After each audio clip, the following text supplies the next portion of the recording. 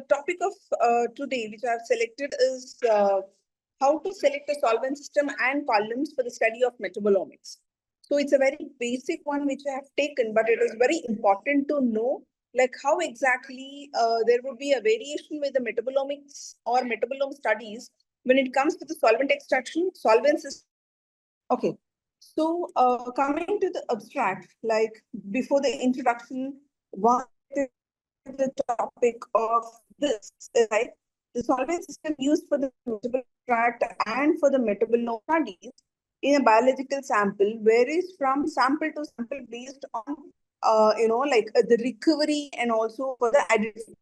So the success of metabolomic study will always have its biased nature when it comes for the reproducibility and also for the same metabolites from the same sample. So for example, when we take a plant extract, there will be like 80% of reproducibility, but when it comes to the serum, because the volume is very less, and also to have the sample, the same sample at the same time again and again is not possible.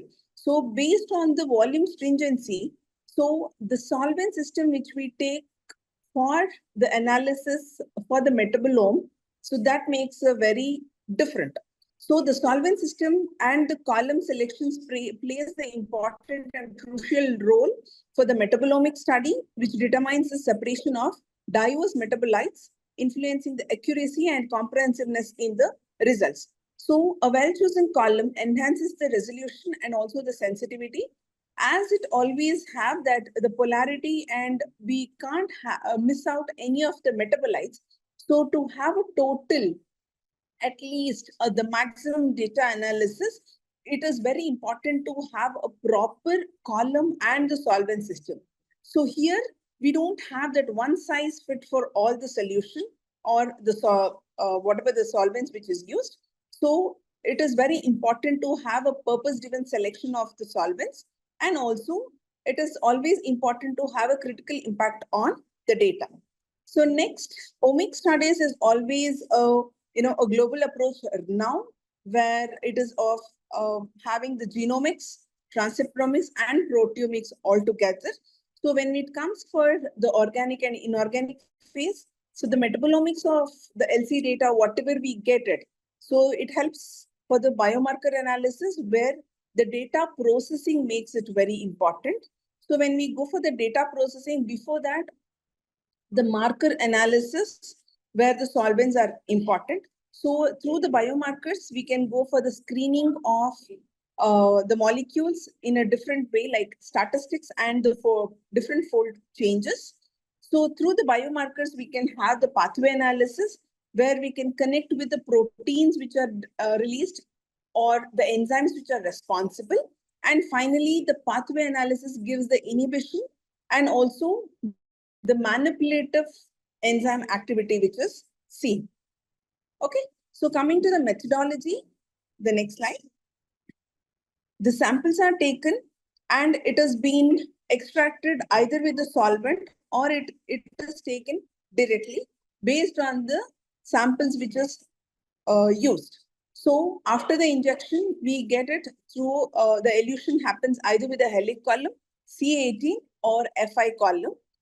So when we go for different approaches, so the more of organic phase gives rise to the lipidomics, the less of more of polar will give more of like carbohydrates, flavonoids, and small chain fatty acids, and the helic columns will give a fair idea or the like more of protein studies. It is not the proteomics, it is the proteins. So in the metabolomics, we have proteins, and also the proteomics is something where the whole of the protein is degraded and it is taken into the uniport while running into the C18 column.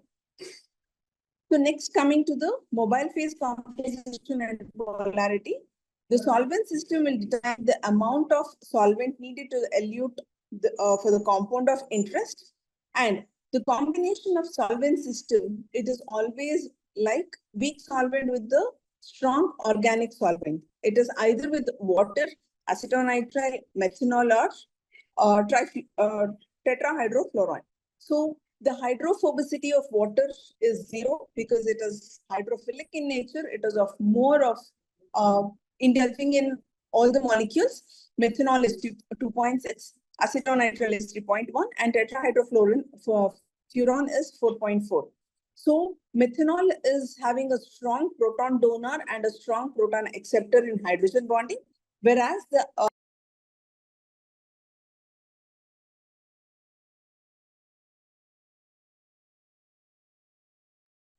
Dr. Rashmi, and sorry, we cannot hear you anymore. the nitrile bond in the acetonitrile may disrupt the pi-pi interactions between the phenyl rings in stationary phase and the analyte molecule. So for example, I have given that the samples containing different forms like benzene, toluene, naphthalene, acetophenone, and uracil. So the mobile phase having acetonitrile and water will have the more elution with higher concentrations. The sharp peak shows that it has been eluted out at a different way, whereas the methanol and water, where the interaction is between the methanol and the water, so the elution is quite less. The intensity is quite less. So next is the gradient analysis, where the gradient elutions helps where you have the binary and the isocratic. The binary helps in sharpening the peak of better quantity, improves the detection of smaller and later eluting peaks, and also helps to clean and regenerate the column after each run and use in analytical conditions. So the gradient elution aids in the separation of compounds which differ in hydrophobicity and do not elute at once when compared to the isocratic elutions. So for example, if a molecule is eluting at 18th minute in the binary, isocratic, the same molecule can elute at 4th minute or 5th minute when it comes for the isocratic, where you have a combination of 2 or 3 solvents. And also the peak, there won't be any overlapping of the molecules or the compounds. So the gradient analysis helps in maintaining the molecules at different RTs. At least there would be change with the microseconds. The next slide.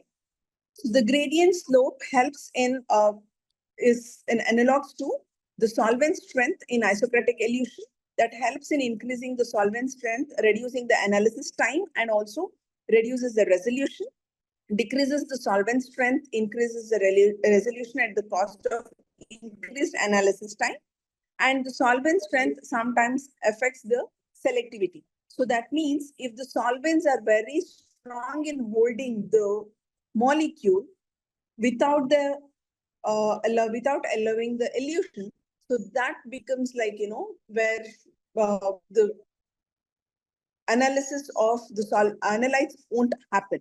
So it extends the analysis time.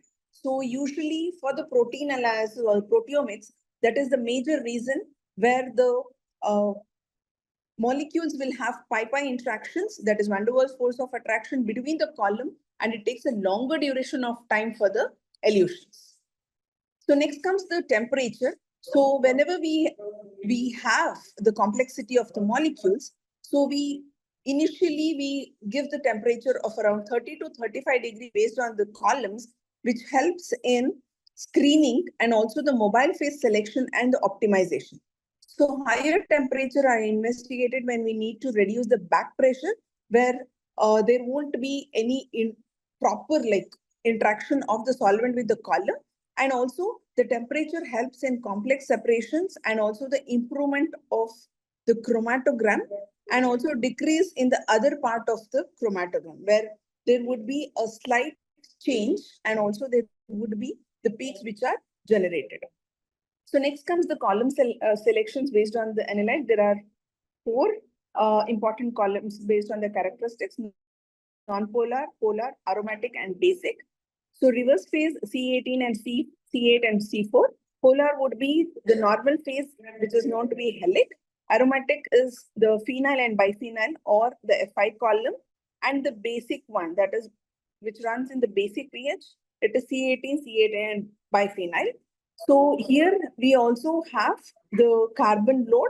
So this carbon load is based on the hydrophobicity of the stationary phase. Longer the carbon chain, more is the hydrophobicity, and also the elution will happens at a higher rate.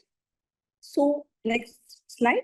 The C18 columns can have differences in characteristics of carbon load, end capping, and embedded groups. So whenever we go for the embedded groups, so where they have the stronger one, where it comes to the Luna C18, which is having 17.5% of carbon load, it is having its stronger affinity and the elution types exceeds. So kinetic C18 column, which is having between 10 to 12 carbon load, is usually taken as apt for using for the metabolomics study.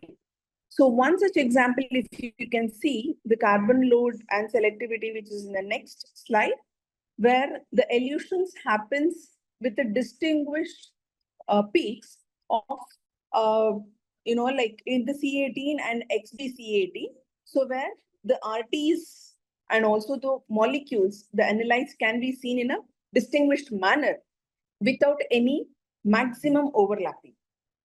So this helps in maintaining or having the analyte study at a different ionization point. So even the ionization and the fragmentations also helps where we go for the solvent system. So next comes the helix selectivity. So the helix column is usually ideal for polar compounds and polar metabolites.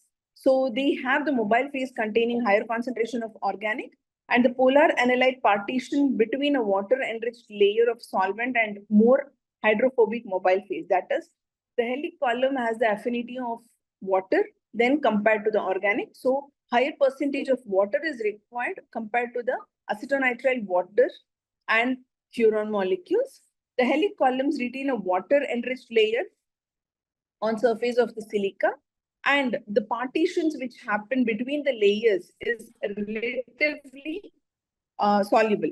So the benefits is like whenever there is the common solvents for SPE and protein precipitations are having the strong solvents in the reverse phase, that is acetonitrile, methanol, ethanol, chloroforms can be used for the precipitations, and for the run we can go for more of water and lesser concentration of acetonitrile. So here there shows a good retention and separation since the acetonitrile is a weak elution solvent in helix column, and helix is an optimal interface between the protein precipitation, SPE liquid extraction, and the column chromatography. So when it comes compared to the C18 and helix column, so the more of polar molecules, especially the amphoteric in nature, that is the proteins, can be eluted out, that is the amino acids and the di and tripeptides can show its bifurcated peaks in helix column compared to the C18 column. So coming to the my study with the serum, in the helix column, serum containing, next slide, serum containing amino acids. Whenever Please, 1 more minute. I'm sorry for that. Okay. 1 more minute, please. Yes, sure. So the helix column have eluted out around 2,540 molecules, which is comparatively very less, whereas F5 column eluted out 8,673, and also the C18 column eluted out 8,385 molecules. So that means for the metabolomics, C18 columns of the serum, C18 columns becomes a very apt column when compared to helix and Fi column. So whenever we go for plant extract or the serum, which is having more of water soluble and also a mix of organic, so C18 becomes very much favorable with the solvent system of lower water content and higher acetonitrile.